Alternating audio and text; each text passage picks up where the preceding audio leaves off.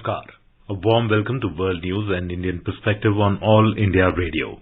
This is R.S. Raghu, and with me is Renu Kataria, bringing glimpses of the major developments of the day from across the globe.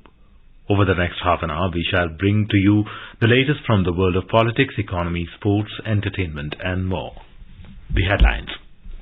India-Australia Economic Cooperation and Trade Agreement to come into force on Thursday. Indian goods to get preferential zero-duty market access in Australia. Electronics and Information Technology Minister Ashwani Vaishnaw says alternative solutions, creation of core technologies and inclusive growth will be major focus areas throughout its G20 presidency. External Affairs Minister Dr. S. Jaishankar will pay an official visit to Cyprus and Austria beginning on Thursday. India's nasal vaccine against COVID-19 to be rolled out in January as a booster dose for citizens aged 18+. UNSC calls on Taliban to reverse its decision prohibiting women from attending universities. U.S. administration calls for comprehensive reforms in the U.S. immigration system following top court order to extend to Trump-era border restriction known as Title 42. And cold wave conditions likely to improve in northern parts of the country for the next couple of days.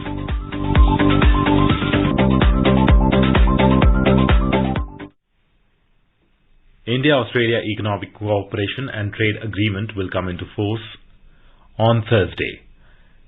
India and Australia signed the Economic Cooperation and Trade Agreement ECTA on the 2nd of April this year. ECTA is the first trade agreement of India with the developed country after more than a decade.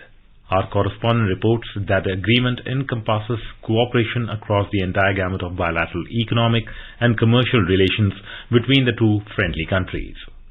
Under this trade agreement, Indian exports will benefit from preferential zero-duty market access in Australia for 100% of its tariff lines. It will benefit India's labor-intensive sectors such as gems and jewelry, textiles, leather, furniture, food and agricultural products, engineering products and medical devices. On the other hand, India has provided preferential access to Australia on over 70% of its tariff lines, which are primarily raw materials and intermediaries. As a result of this agreement, 10 lakh jobs are estimated to be created in the country. The total bilateral trade is also expected to cross 45 to 50 billion US dollars in 5 years from existing 31 billion US dollars. Anand Kumar, AIR News, Delhi.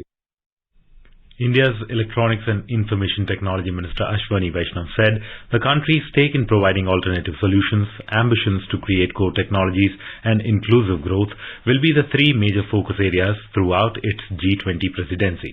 In sync with the same, the minister has launched G20 Digital Innovation Alliance G20 DIA and Stay Safe online campaign in New Delhi on Wednesday.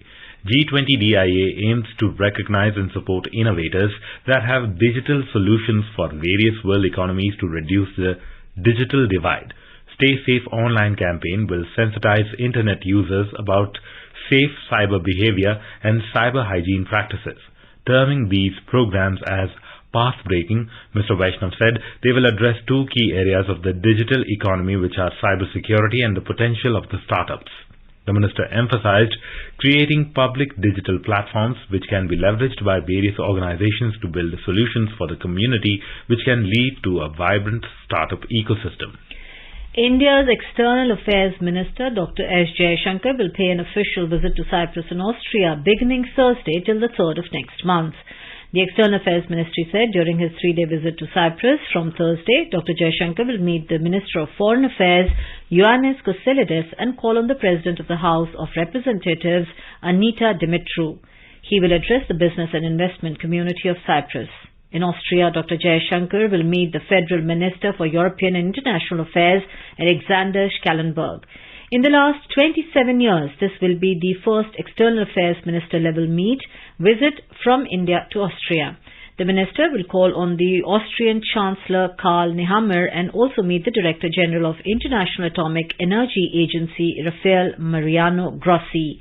Dr. Jaishankar will interact with the Indian diaspora in both the countries. India's nasal vaccine against COVID-19, Incovac, would be available to the public from the 4th week of January. The vaccine, manufactured by the Hyderabad-based company Bharat Biotech, will be rolled out as a booster dose for those above 18 years of age.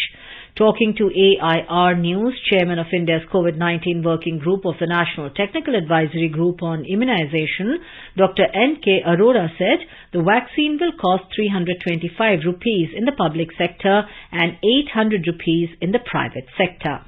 It is a matter of great pride that world's first nasal COVID vaccine is now available in India. This vaccine is developed and then manufactured in India. This vaccine will be available from January onwards. In private sector, it will be available for 800 rupees and the government is purchasing for 325 rupees per dose. This vaccine is to be taken only for those who are eligible. That means from the age of 18 onwards, and those who have not taken the precaution dose so far can take this as a heterologous precaution dose to reinforce their immune state. In today's Hotspot section, we bring you a news commentary ensuring food security. The Indian government has decided to provide free food grains to about 81.35 crore 813.5 million beneficiaries under the National Food Security Act NFSA for 1 year from 1st of January 2023. This was decided in a cabinet meeting recently chaired by Prime Minister Narendra Modi. The centre will spend more than rupees 2 lakh crore $30.76 billion in this period as food subsidy under NFSA and other welfare schemes to remove the financial burden of the poor and the poorest of the poor. The Commerce and Industry Minister Piyush Goyal said this was a historic decision that reflects the sensitivity of the Prime Minister towards the beneficiaries of welfare schemes. He said 5 kilogram food grains per person to priority households PHH beneficiaries and 35 kilogram per household to Antodaya Anna Yojana AAY beneficiaries, poorest of the poor, will be provided free of cost for next 1 year. He said under NFSA, subsidized food grains were distributed at rupees 3 per kilogram for rice, rupees 2 per kilogram for wheat and rupees 1 per kilogram coarse grains to beneficiaries. The cabinet has decided that the beneficiaries will now receive the food grains free of cost. He added that during COVID period, under the leadership of Prime Minister Modi, for 28 months free distribution of food grains was done under Pradhan Mantri Garib Kalyan Anna Yojana PMGKAY. As the world grappled with the first wave of the coronavirus crisis in early 2020, nations came to a grinding halt as the virus was unknown and treatment, containment of the disease, etc. were uncharted territories. To break the chain of the virus, countries across the world enforced lockdowns. The poor and vulnerable sections were the hardest hit as suddenly they were faced with the prospect of joblessness and hunger. India too declared a nationwide lockdown. However, one of the first decisions taken by Prime Minister Modi during that difficult period was to provide free rations to the weaker sections of India. 80 crore, that is 800 million Indians, were provided 5 kilograms of rice or wheat, 1 kilogram of pulses, a liter of cooking oil, condiments, etc. completely free of cost. The scheme was called Pradhan Mantri Garib Kalyan Anna Yojana. Announcing the scheme, the Prime Minister had said the nation's top priority during the lockdown was to ensure that no one remains hungry. Central government, state governments, civil society all did their best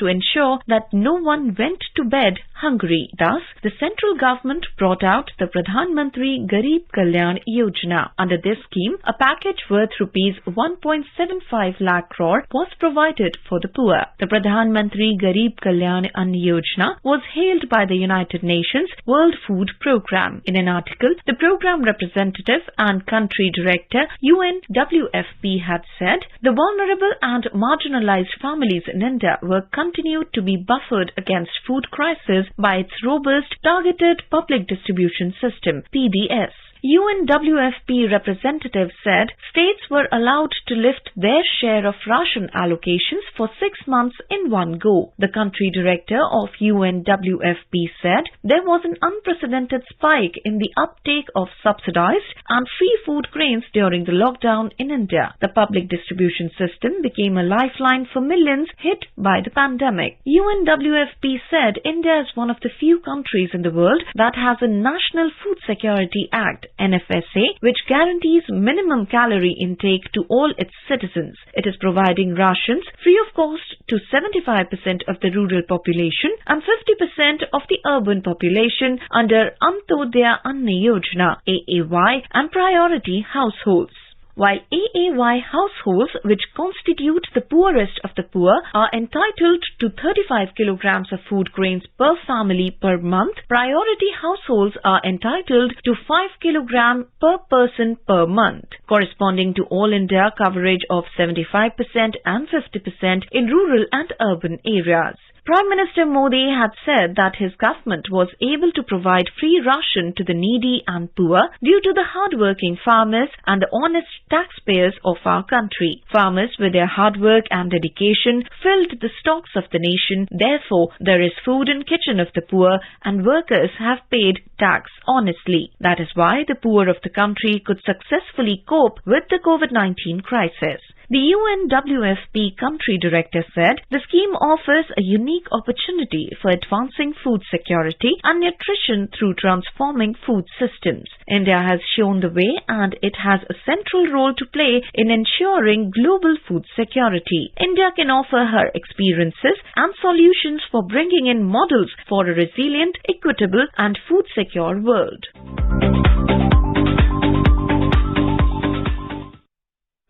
The United Nations Security Council UNSC has expressed concerns over the Taliban's decision to close all schools above the 6th grade for girls in Afghanistan. The UNSC said that it is deeply alarmed by the reports of the Taliban having prohibited women and girls from attending universities. The UNSC called for the full, equal and meaningful participation of women and girls in Afghanistan. The Security Council called on the Taliban to reopen schools and swiftly reverse these policies and practices, which represents an increasing erosion of the fundamental freedoms of people in the country. The Taliban reportedly has also forbidden female employees of NGOs and international organizations from reporting to work. The UNSC said that the move would have a large and immediate impact on humanitarian activities in the country. India has given permission to the Nepal Electricity Authority NEA to export additional 40 megawatts of electricity from 2 more hydroelectric projects. According to NEA, the Central Electricity Authority of India has approved the sale of surplus power from 2 more hydropower projects, 25 megawatt Kabeli B1 and 20 megawatt Lower Modi, at competitive rates in the Indian energy market. With this, 452.6 megawatt surplus power can be exported to India from 10 hydropower projects. The NEA has halted the export of surplus power to India since the 19th of December as production from the river-based hydroelectric power stations decreased. NEA has generated a net income of 11.16 billion rupees via trading 1.36 billion units of surplus power at a competitive rate in the Indian energy market as of 18th of December. The current electricity demand of Nepal stands at around 1,680 megawatt, while the domestic production is 1,000 megawatt.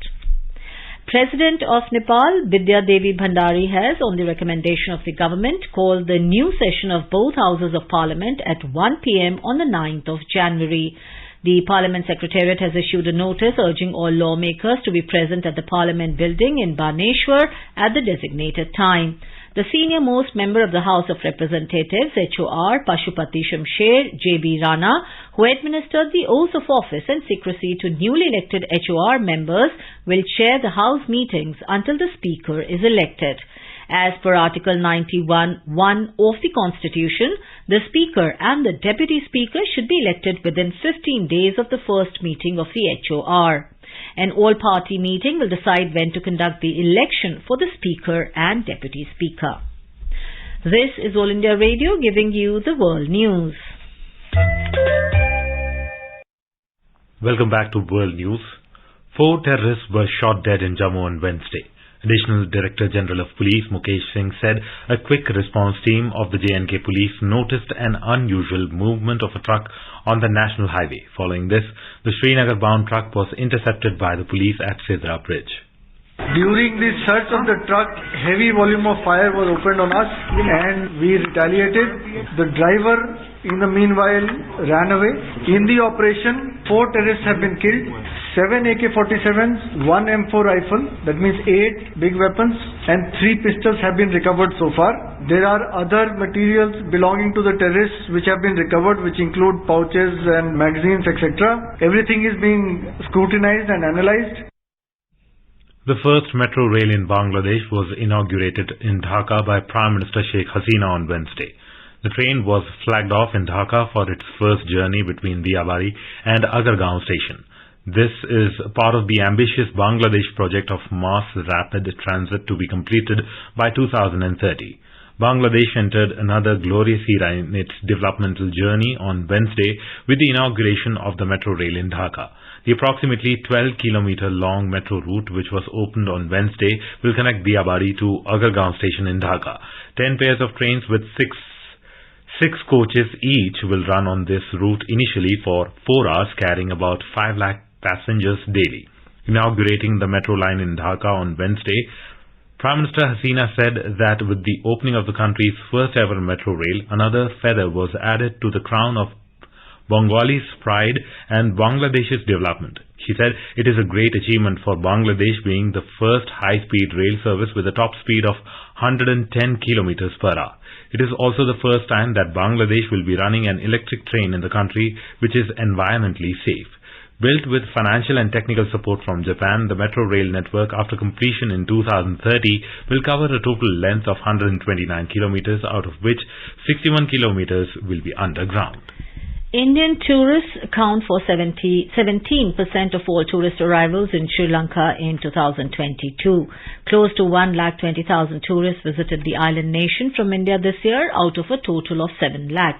Russia was the second largest source market with close to 87,000 tourists this year. Sri Lanka's tourism minister Harin Fernando said the government expects tourist arrivals to hit 720,000 in total by the end of the year.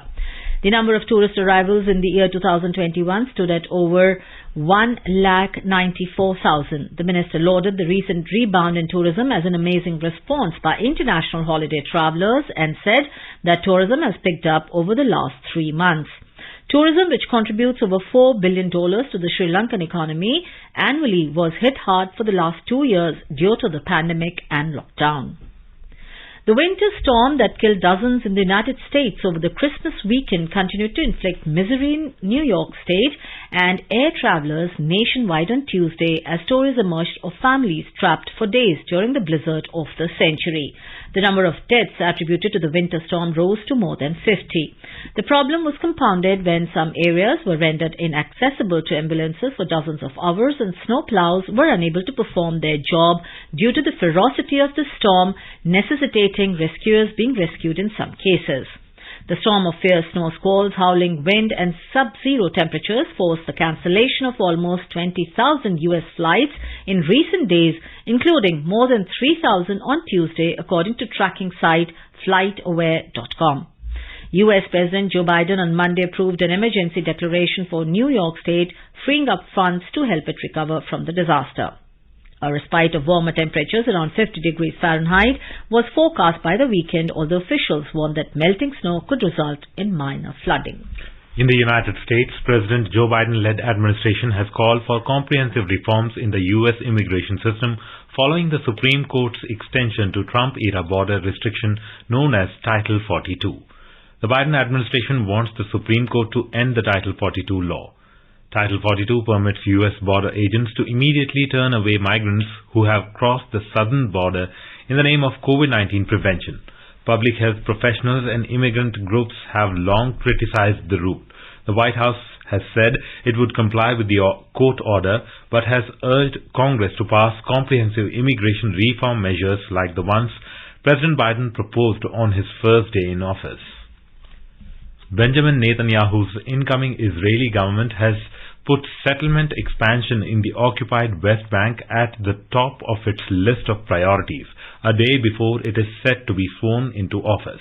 Netanyahu's Likud party released the new government's policy guidelines on Wednesday, the first of which promises to advance and develop settlement in all parts of the land of Israel in the Galilee, Negev, Golan Heights and Judea and Samaria, the biblical names for the occupied Palestinian West Bank. Israel captured the West Bank in 1967 along with the Gaza Strip and East Jerusalem. The Palestinian Authority (PA) seeks the West Bank as the heartland of a future independent state. However, Israel has constructed dozens of Jewish settlements that are now home to about 500,000 Israelis. Approximately 2.5 million Palestinians live in the occupied West Bank. Hong Kong is dropping almost all its COVID restrictions this week following a similar move by mainland China. From Thursday, people arriving in the city, a special administrative region of China, will no longer have to do mandatory PCR tests. The vaccine pass system will also be scrapped, but compulsory masks in public places will continue. It is a dramatic move by the city, which once had some of the toughest restrictions in the world. Also being scrapped from Thursday is the rule that limits the number of people allowed to gather outside to 12. This was increased from 4 people in October as part of measures to begin reopening the city. At least 14 people have been killed and 24 others injured after a vehicle plowed into crowds watching bikers at a popular carnival in Nigeria's southern port city of Calabar. Eyewitnesses said that a speeding driver lost control of the car. Pictures shared online in the immediate aftermath of the incident show bodies strewn across the street. The month-long annual carnival, which features several events, has become a big draw since it was launched in 2004. Dubbed Africa's biggest street party, it attracts local and foreign tourists throughout December. Tuesday's incident took place during the popular bikers' parade on one of the major carnival routes which had been closed to vehicle traffic. The event features riders including celebrities from across the country, some adorned in colorful costumes, performing stunts. The police said a drunk driver who has been arrested had lost control of the car and plowed into the crowd. Kosovo has closed its biggest border crossing after protesters blocked it on the Serbian side to support their ethnic kin in Kosovo in refusing to recognize the country's independence. The latest protest came hours after Serbia said that it had put its army on the highest level of alert following weeks of escalating tensions between Belgrade and Pristina. Serbs in Serbia used trucks and tractors yesterday to create the latest roadblock close to the Modari crossing on Kosovo's eastern border. The obstruction is preventing thousands of Kosovars who work elsewhere in Europe from returning home for holidays. Pope Francis has said former Pope Benedict XVI is very ill and he has asked pilgrims at the Vatican to pray for him. Benedict, 95, became the first leader of the Catholic Church to stand down in 600 years in 2013, citing advanced age. At the end of the Pope's final audience of the year, he asked people to pray a special prayer for Pope Emeritus Benedict. The Vatican then said the ex-Pope's health had worsened in recent hours. The situation at the moment remains under control, constantly followed by doctors, said spokesman Matteo Bruni. Ethiopian Airlines has resumed commercial flights to the capital of the war-hit Tigray region for the first time in nearly 18 months. Its chief executive, Mesfin Tassiu, said that the flights to Mekele would bring families back together and help restore business ties. Banking and telecommunication services have already resumed in some areas. The region was largely cut off from the rest of the world during a 2-year war between the government and Tigrayan forces. Eritrea entered the war on the side of the Ethiopian government but was not part of the peace deal brokered by the African Union. A Belgian-led academic team said that famine, a lack of health care and fighting is estimated to have caused the deaths of between 385,000 and 600,000 civilians since the war started in November 2020. Rescue teams across 9 provinces in the Philippines are trying to locate 26 people missing after weekend rains, floods and landslides that have killed at least 25 people in one of its deadliest weather events this year. The National Disaster Agency on Wednesday said that casualties reported so far has increased to 25 from 17, with most deaths caused by drowning from flash floods. The agency also recorded more than 300 flooded areas and 20 rain-induced landslides, which collectively have forced more than 80,000 people to take shelter in evacuation centers. Most of the floods have since subsided. The state weather agency said light to moderate rains will continue in central and southern areas until Thursday. The Met Office has forecast improvement in cold wave conditions in northern parts of the country, including Delhi, Haryana and Punjab, for the next couple of days. Talking to AIR News, Director General IMD Mrutyunjay Mohapatra attributed the improvement in cold wave conditions to a western disturbance. This condition is likely to improve in the coming days because of the western disturbance which is affecting or likely to affect from 29th the northwest India. There will be rainfall or snowfall over Jammu and Kashmir, Ladakh and adjoining Himachal Pradesh and Uttarakhand. Therefore, temperature will go on rising now for next 3 days. And therefore, there will be abatement of cold day conditions, also cold wave conditions. And at the same time, severe fog conditions also will improve. The Sensex and the NSE Nifty on Wednesday logged marginal losses. The index of the top 30 companies on the Bombay Stock Exchange Sensex ended near the 60,900 level. The Nifty index of the top 50 companies on the National Stock Exchange closed below 18,150. Both indices fell amid negative cues from other Asian share markets. A report from the business desk.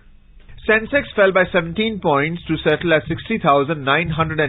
Nifty also slipped by 10 points to finish at 18,123. Among global stock markets, Asian shares ended with a loss except Hong Kong's Hang Seng, which rose by 1.6%.